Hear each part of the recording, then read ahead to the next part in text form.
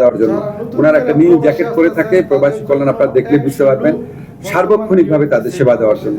আমরা একটা waiting lounge করেছি, সেখানে একটা মসজিদ আছে, দুটা মসজিদ, সেখানে আমি গিয়ে দেখলাম যে ওয়েটিং লাউঞ্জে অনেকে ঘুমিয়ে থাকে, প্রচন্ড ঘামতে থাকে।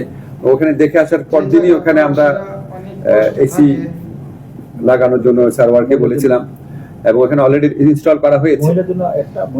মহিলাদের জন্য একটা, পুরুষদের জন্য দুইটা খুব বড় ধরনের এসি ইনস্টল করা হয়েছে। রাত্রে ইচ্ছা করলে ওনারা ওখানে ঘুমাতে পারেন। বিভিন্ন কারণে আমি সৌদি আরবে যে স্বরাষ্ট্রমন্ত্রী ছিল, অনেক রিকোয়েস্ট করেছিলাম তাকে যে তুমি আমাদেরকে ছেড়ে দাও, তো উনি আমাকে বলেছিল বিবেচনা করবে। 1876 জনকে ওনারা ছেড়ে দিয়েছে সৌদি আরবের সাথে কথা বলার পর।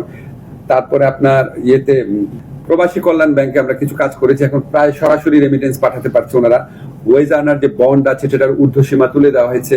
প্রবাসী কল্যাণ ব্যাংকে যে সুদের হার সেটা পর্যন্ত 1% কমানো হয়েছে। 1% খুব বড় নাম্বার মনে হয় না, কিন্তু গরিব মানুষের জন্য 1% কমানো অনেক বড় ব্যাপার। প্রবাসী যে কল্যাণ ব্যাংক আছে এটার মূলধন বৃদ্ধি করা হচ্ছে, এটার যাতে আরো বেশি প্রবাসীদের সাপোর্ট দিতে পারে। বিএমইটি কর্তৃক সরাসরি বহির্গমন ছাড়পত্র দেওয়ার ব্যবস্থা করা হয়েছে। আপনারা দেখবেন যে আমরা প্রবাসী লাউঞ্জ করেছি, ওখানে প্রবাসীদের জন্য 30% ডিসকাউন্ট আছে নর্মাল প্রাইসের। এমনি খাবারের দাম কম, তার চেয়ে কম।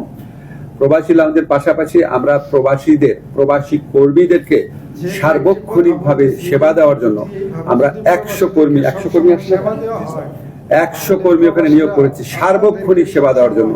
ওনারা একটা নীল জ্যাকেট পরে থাকে, প্রবাসী কল্যাণ আপনারা দেখলে বুঝতে পারবেন, সার্বক্ষণিকভাবে তাদের সেবা দেওয়ার জন্য। তারপরে আমরা ওয়েটিং লাউঞ্জ করেছি। অনেক সময় প্রবাসী যারা আছে ওনারা অনেক আগের দিন চলে আসে, রাতে থাকার জায়গা থাকে না।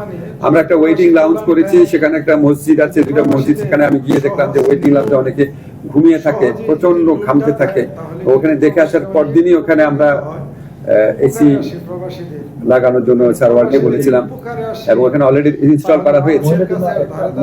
মহিলাদের জন্য একটা, পুরুষদের জন্য দুইটা বড় ধরনের এসি ইনস্টল করা হয়েছে। রাত্রে ইচ্ছা করলে ওনারা ওখানে ঘুমাতে পারেন। আরেকটা জিনিস আপনাদের বলি যে আমরা ট্রেনিং সেটা আমরা ম্যাসিভলি উন্নত করেছি। আমাদের 99টা টিটিসিতে বিভিন্ন গ্রেডের দক্ষতা উন্নয়নে বিশেষ প্রশিক্ষণ দেওয়া হচ্ছে। আমরা 44টা টিটিসিতে জাপানিজ, ইংরেজি, চাইনিজ এবং কোরিয়ান ভাষা কোর্স করছি। আমাদের আগে আপনার কেয়ার গিভিং যে পেশা, কেয়ার গিভারদের ট্রেনিং দেওয়ার কোনো সিস্টেম বাংলাদেশে ছিল না, কিন্তু কেয়ার গিভারদের প্রচন্ড ডিমান্ড আছে পৃথিবীর বিভিন্ন দেশে, ইনক্লুডিং